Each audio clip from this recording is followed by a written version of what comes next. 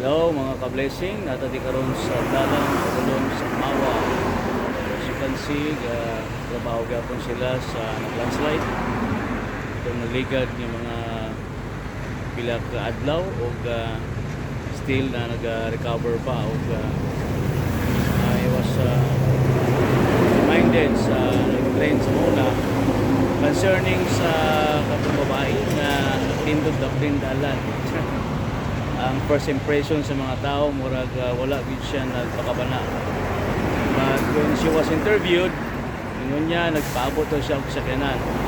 Now oftentimes sa atong kinabuhi natay gitawag mga flawed na impressions kana bitaw mag-una-una ta og husga nga wala pa ta na sayod sa tinuod nga sitwasyon. In the book of Proverbs it says that people who have no good sense are fault finders, but those who are having understanding are quiet. Dali lang kita mo judge sa mga pagkitabo without weighing it down. Isod kayo ang sitwasyon nga na tungod kay nauna lang atong paghusga bago ta nag-investigate.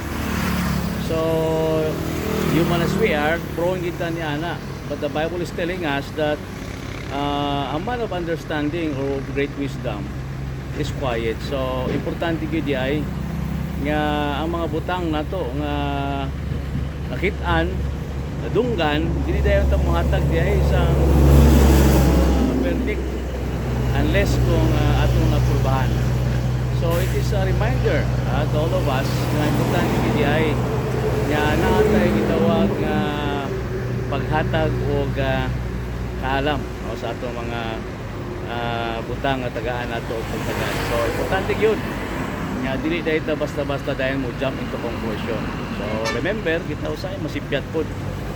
So mula na ang kinahanglan nato kanunay kanang kung magbutang mas tumuna nga murag mohatag ng taog side without hearing the other side.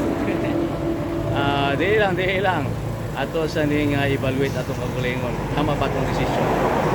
Bitaw think before you speak or think before you click.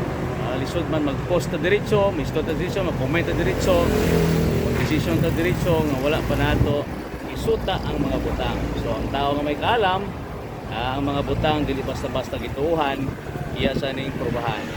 So God bless you and still praying sa recovery sa atong